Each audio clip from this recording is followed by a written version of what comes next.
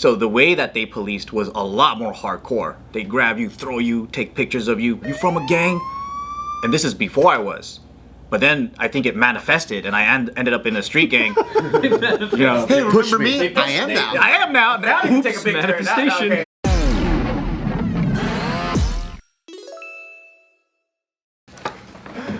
Take it away, Steve. Okay, very curious about your thoughts on all this immigration stuff going on. We're seeing Border Patrol. I'm sure you know people in Border Patrol. Obviously, our border has been just Swiss cheese. Everyone can get through. What do you think about this situation? Yeah, I think, so my opinion comes from a place of empathy because my family immigrated here. My grandfather had to earn his right to be a citizen before he came to America. And he did that through the military. There's a pathway through that. He earned it. And I have personal friends that waited a long time, saved a lot of money, and did the student visa thing and did their work visa eventually thing, and then became citizens. And that was like the day they became citizens was like the proudest moment for them. Yeah. And I attribute that to like the difference between like your parents giving you a car or you earning that car, saving up for it. Don't you relish that so much more? And I think that's why people develop. You could be an Italian citizen for 30 years. Earn your way to America, and now you love nothing but America, right? Because you valued what you earned here. You came here and you developed a sense of patriotism, wanting to serve, and I think you miss that when you are given a free pass at anything, not just immigration, but gifts. That's true. There's more immigrants sometimes with American flag jumpers than people that were born here. Yep, I see more truck nuts on immigrant trucks than on American. And then conversely, you have people that were born and raised here that burn American flags too, right? Yeah. So it doesn't discriminate or it doesn't associate with one group. It happens with Americans, it happens with non-Americans. It just depends on what side. But I do think there needs to be increased border security. That's one thing. It's a sieve. Just being in my profession, lots of drugs, lots of people. Human trafficking? Human trafficking, yeah, occurs at the borders, and it happens at the areas that are unsecured. And so when you leave San Isidro or San Diego, the border there, and you go further east, you'll see gaps. I mean, you can be in El Paso, Texas, and look over, and you see Juarez, Mexico, and you don't know where the border is. There's no delineation. It's just a road. And it's so desolate out there. There's only like 30 police officers. There's no border patrol virtually. So if you're running drugs or people through the city, what are you going to do? You're going to pick those unsecured areas of the border. Is the wall an answer? I don't know. I think walls look ugly, but I do think that needs to be continual checkpoints or something. I have a wall between me and my neighbors, and I dig it. Yeah, right. I mean, it gives you a sense. That's your land. That's essentially your kingdom right there, and it's not saying you're not welcome, but there is a process for you to come over. If you want to come over and have dinner and break bread with my family, you've got to earn that right. We got. Yeah, you got to know parkour. So yeah, or you gotta know about Juarez. Yeah. Oh yeah. But it was just a road. Or you gotta be a ninja. Oh, you gotta be a ninja. Yeah. Ninjas can get anywhere. They can get in anywhere. But there are people that some people don't know this, but America takes in most of the world's immigrants. America brings in most of the world's immigrants. It's like over half, right? Yeah, overwhelmingly more than half. That's a lot of immigrants. Yeah. And it's a lot of them are asylum seekers. So there are some shitty parts of the world where they need help, and we welcome them with open arms. I mean, this country was formed because of people fleeing their bad countries. Yeah. So there is value in that. But if your intent is to come here to take advantage and victimize Americans, then we need to be able to way to screen that. So I'm not saying everybody has to earn their right, but there should be some sort of screening process. If you've committed a crime in America and we deported you and you come back, we're going to think twice about letting you back in, right? Seems reasonable. Yeah, I think it is, but there are... Hitler wanted to screen people. For different reasons. But, it's a heated argument because there are so many people that are bleeding hearts, rightfully for people that are victimized, but not everybody coming here is a victim. They intend to victimize. Yeah. Well, and you guys are aware, right? Like, you go for it, Joe. Oh, I was just going to say, most people that are coming here that are like refugee status or whatever, right? And we have friends and family members that came here as that.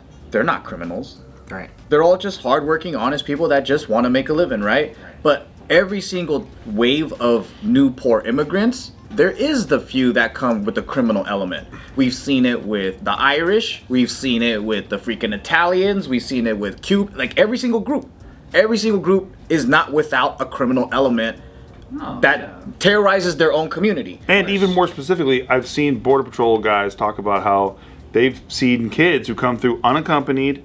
They're there with like addresses and like they have serial numbers tattooed on them. Yeah, that's not a conspiracy. Right, that's a They're legit hardworking thing. Mexican that kids. Border Patrol. But if you said that to a group of non-believers, right, people that didn't fact check that, you're a conspiracy theorist, you're paranoid. You're But that's Border Patrol saying that. That's what But because they're tied into a government entity, they're part of the. But what we're seeing right now, did you know it's the biggest time in the world's history of human trafficking?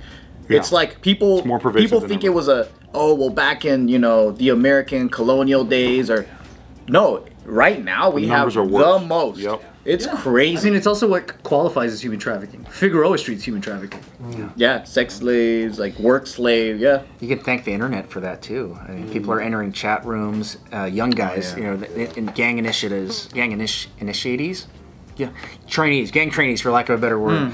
Their big brother, hey, you want to be part of this gang? I need you to talk to this girl. They'll develop a relationship, and when they go to finally meet them, big brother comes, and now they're part of this. They get branded. They get tattooed, and That happened to my jerk bud when I was growing up. I had a jerk bud online, and he got taken one day. Wow. I think from a citizen's perspective, one thing that doesn't seem unfair is the recent immigrants, whether they come here legally or illegally, but they get granted all kinds of crazy rights or like benefits. Like for the longest time, they're like a lot of veterans are fighting for like homeless initiatives or whatever, and then there's that new what is it called? There's that Center for Homeless People, and then there's the New York City. yeah, you get like now you can get a gun if you're And they give you a card with money loaded up. But that's also a conspiracy theory if you don't read certain news channels. yeah, I mean, I'm all for helping others when you can, right? But if you can't take care of your own house first, how are if my family's starving, but someone's asking me for a handout, as much as I want to give it to them, I have to take care of my family first. Yeah. And America has to view things the same way. It's like we have our own problems, yet we're giving billions to the Ukraine and whatever, right? Yes, we need to help people. It's our responsibility as the greatest nation in the world to help people, and we have ways to do it other than monetarily. We can give military support and stuff. There's budgets for that, but to just clear general fund money for something that's emergent to their country, other nations need to step up. We can be the leader and say, hey, we'll give a portion if you give a portion, if you give a portion. But for us to take it single-handedly, while we have veterans that are homeless on the street, we have neighborhoods that are decrepit and run down that we should be putting our own money and investing our own money in. And it sounds crass, it sounds selfish, but if you look at it, if you compare it to your own home, it makes a whole lot of sense. What was the thing that you were telling us about illegal immigrants are going to be allowed to become police officers? Yeah, so in California, in order to be one of the qualifying factors of being eligible to be police officers, you had to be a citizen. Yeah. And as a matter of fact, when I came up, you had to have been able to achieve citizenship within 2 years of being appointed as a police officer. So the governor signed a bill that said non-citizens can now be police officers.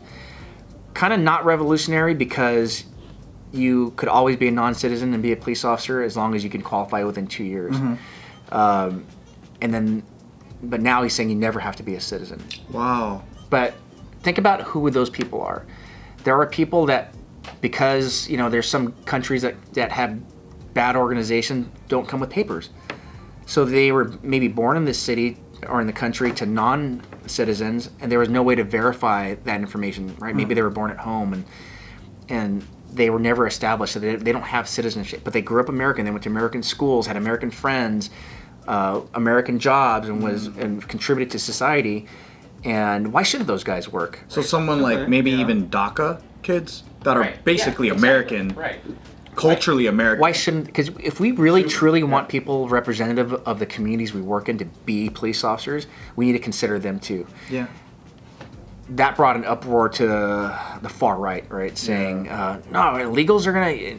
Well, honestly, if they're illegal and they're recent, they're not going to speak English. They're not going to be able to... They can't pass a test. Yeah, they can't pass a test. And, if they work hard to learn the language and learn the culture and adopt American values and want to be a police officer, then why not give them a chance? That's how my grandfather became a citizen. He made his pathway through the Army. Do you think they don't understand like the nuance of it because they don't know people like you. Because I'm imagining some guy that's living in a white town, and his image of immigrant is like a guy that just came fresh from the border, and he goes, "We're gonna let these guys be cops," Right. and not people like, you know, Subin or like people that we know that are culturally American. They've been here since they're like 1 year old or whatever, and then but they're still immigrant status. Yeah. Two of the major contributing factors to prejudice is ignorance is number one, and past experience. Right. You might have a bad experience with one race, and now you've labeled the entire race. Right. That also stems back to ignorance. That's me and blue hair people. I don't like them. And that's the thing. We're so lucky in California that we have this melting pot of people.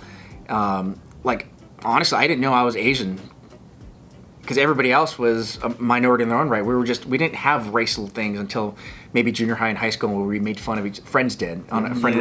You didn't have feelings back then. You just made fun of them. And but when you go to outside of this, you know, my wife is Caucasian and she has family in Wyoming and in Tennessee and Mississippi. And when we go there, it's different. They don't see families like us. We were in a a Waffle House. Cracker Barrel sounds funny in white towns. They're all in white towns though. We went to a Waffle House and our kids were little, and it was like a movie scene when you walk in and the jukebox scratches and everybody stops, the plates drop. They stared at us, and then the waitress was like, "Don't pay any attention to them," and sat us down. And it was uncomfortable. I have to tell you that. Yeah, so I said, "Do you not get a lot of Asian?" No, we get Asian people. What is it? We just don't get a lot of. And mind you, there was a lot of mixed race couples in that restaurant at the same time, black and white. They had just never seen an Asian in white before. So it's what you don't see. You're gonna stare at. Yeah, you scored. It's different. And I just came back from my wife's. We did our 20-year anniversary. We went to North Carolina and spent it in my wife's farm. My wife's grandmother's farm in Elkin, North Carolina, which is like Elkin. It's like whoa, never even heard of it in my life. 10 people are in the entire town, and we wanted to go to lunch. So we go to this place for lunch, and there's like literally 6 booths. I'm sitting at the far back booth with my wife, and the menu items were great. BLT is $1.50, right? What the? Land before time. And 2 old ladies facing away from each other. That lady facing me, staring at me, and the lady facing away from me just turned over and is just staring hardcore. And I remember back to that Waffle House incident. It's just we're different. They've never seen us before. Yeah. So I got off a plane in Taiwan, same shit, dude. They're looking at me going, holy fucking shit. And they actually asked to take a picture of me, and I was like, cool. But yeah they'd never seen like a big white dude before. When you're different, you're unfamiliar, and you're going to go one way to be accepted. But I don't even know if it comes from a place of hate. Because, like, my brother went to, like, a mechanic school out in Wyoming. And we went to go on a road trip and visit them. And my parents tell me this story all the time because they're like, you know, when you were a toddler, like, we went into this gas station. And you were just speaking to the gas attendants and everybody. And I guess the family owned the station, lived in the back. They brought all their cousins and everybody and said, "Come over here. There's a China boy speaking English." Right? And my mom was like, they were so amazed that I was speaking perfect English. And they just didn't even know that, like, there were Asians that were born in the States. Yeah. And Joe's back there, he's like, in Japan, like, if you were of a certain age, you could. And he's just telling them all the facts. Yeah. And it's like I'm just sitting on the counter. They're like giving me free candy and shit. They're just sitting around. So tell us about your China life. So you can get property in Japan. Yeah. Do you know Chinese and Japan are separated by body of water? Yeah, I guess back then it's like it's just there's no internet. You drive into town, like this is in the early 90s, maybe late 80s, right? And she was just like, yeah. And then my brother, when he went to mechanic school there, he said the same thing. Like most of his classmates just wanted to ask him 1,000 questions. And this is like in our lifetime. Yeah, I mean, we can relate that to me being a cop, right? You guys asked me it because you don't have access to it. It's a different world. And yeah, sometimes it comes from a place of wanting understanding, but sometimes it comes from a place of ignorance and hate too. Mm-hmm. We have 2 different groups of people, and so you have to be ready for both. Like when you brought up this story, my dad, one of the few Army stories he told me was he was in Fort Polk, Louisiana, in boot camp, 1974. He was the smallest guy, the only Asian in his group. He was like 5'6", 150 pounds, and his best friend was the biggest corn-fed white boy. Right? It was Thanksgiving. My dad had nowhere to go because his parents were in Korea, and so he decided to go with his friend to Virginia, where they live on an apple farm. And so they're going down miles and miles and rows of apple farm. He comes from a well-off family, and in front of this house, the whole family's waiting for him. And the mom goes straight to my dad and picks him up like he's a little rag doll and starts kissing him all over the face. So He's a grown ass man. That's like Mike Tyson with Hasbulla. Have you seen that shit? oh yeah, exactly. That's exactly what it's like. Yeah. He's like a little, he's like the Pillsbury Doughboy. He's a grown ass man. Yeah. No, what you just said though about about you and us and talking to a cop, it's just because you're so forthcoming. Because, for example, I was raised around the toughest son of a bitch I've ever known, my grandfather. He was a lieutenant colonel of Marines. I've talked to you more today than I ever talked to him in like my whole life. But that generation was like that, right? Reserved, went to war, saw shit, didn't want to talk about it, wanted to just say, all right, what? Huh? And I'm just one critical incident away from maybe being that guy too, right? I've seen a lot of shit in my life, personal level and work life.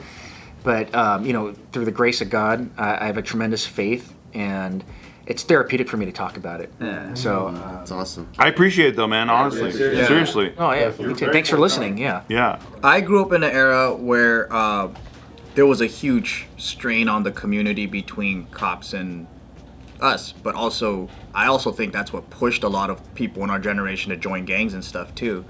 So we're kind of similar. Where'd you Same grow up? area. Mark Keppel. I went to Mark Keppel. I moved out. Well, I grew up in Gardena. Moved out here when I was 14. Went to Mark Keppel. That's why I heard, Alhambra. Yeah, same era. Asian gang infested, and I think like there was a distrust between the communities, and also the San Gabriel Valley. It was all white cops and all Asian people. Yeah. So the way that they policed was a lot more hardcore.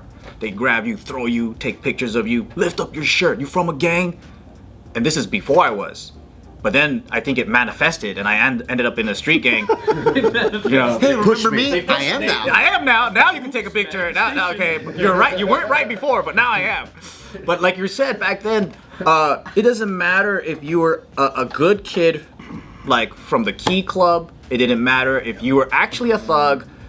They looked at everybody as a bad kid. They're just shaking the whole community down. Right. Yeah. But I do think, fast forward now, we have a more diverse group of cops, and they police differently. It's not so heavy-handed, but maybe back then they needed to. Maybe I'm just taking it personally. I just think it was a different era. Yeah. And maybe the criminals there were crazier. They shot back. I know cops got killed because they would pull people over and they get shot out in the face. So I'm just like, okay. Also, gang stuff was just cool back then. Everybody was in a gang or associated. Everyone was trying to be. Yeah. Now it's like there's influencers are cool. Like I know a guy that went and did a shootout and all that, and then became a freaking good student at UCI. So it's like, I think, and I think during that time too, they didn't know that Asian gangs existed. So what I heard later on was that there was a huge like shock to the department, like, oh my God, we got to catch up. We don't know what's happening, but. Yeah, I don't know if that was actually the case, but that's what I heard. Yeah. I don't know. If you got called to a house for like some shit like, oh, lady, domestic disturbance, whatever the fuck, you enter the room, it smells kind of old, like books or some shit, and then you look around and you're like, holy shit, there's like 3,700 bootleg movies in here, and there's this old Marine Corps grandpa. You get on there and go, hey, we got a shitload of bootleg shit. I mean, you triage what's important now, right? I mean, things that are bootleg, they're only illegal because people profiting from them. If it's his own personal collection, I'm not going to mess with them. Well, he used to distribute them heavily. give it free to the community. The good thing is motion picture, the whatever they call them. It's an FBI warning. Oh yeah, they need to enforce that themselves. Yeah, that's FBI, isn't it? So you leave that alone. You just focus on. That's FBI warning. Yeah, that's not a PD warning. At all the kiosks of movies around, they called it Miller Buster, by the way. Like there was so many fucking movies my grandpa burned. Yeah. But isn't it crazy that when you first see it, it's an FBI warning? I took that shit so serious. Me too. I thought that was worse than drug dealing. Because I'm like, oh, that's the FBI. You might as well deal drugs, right? So my dad was an honest guy at his video shop, and we were getting killed by all the neighboring video shops. Oh, the Asian ones? Someone dropped a dime, though, and the FBI did come. Really? And they shut those ones down. So for a little while, my dad was the only mom and pop video store. And then Did he do it legit? Yeah, he was legit. And for a little while, we were excited because DVDs were coming out, right? So we were one of the first places to do DVDs. What opened across the street? Blockbuster Video. They were Should have bought stock. They were street busters. Don't worry, they went down too. Yeah, but they went down by fucking Netflix. Yeah. Just to sum this up, I just wanted to ask. So the illegal immigrants being able to become cops has more potential positives than it does negatives. Is what you're saying? Yeah, I think so. I think people are made a knee-jerk. The people that are opposed to it created a knee-jerk Like reaction. right when you hear it, it just sounds because it's automatically associated with some of the negative things that happen at the border, right? With illegal immigration. They think they're all going to become spies and then become cops. Not that, or just have illicit. You know, a lot are like, I can't even carry a gun in California, but an illegal can. Can illegals join the military? I think so. I don't know if they're called illegals, but I have a friend. Who coulda? So his student visa expired, and after his student visa expired, because he's Chinese, the quota for Chinese is really fucking hard for Chinese people to become U.S. citizens. Good. So he became he joined the military, and that's another way you can be a citizen is you just have to serve. That's what my cousin did. He was illegal, but then he joined the Navy, and then it fast-tracked his citizenship. But I don't know if illegals can do that. No human being is illegal. Don't be so hard on them. What's wrong with you, Bart? The fuck, man. All right then. All right then.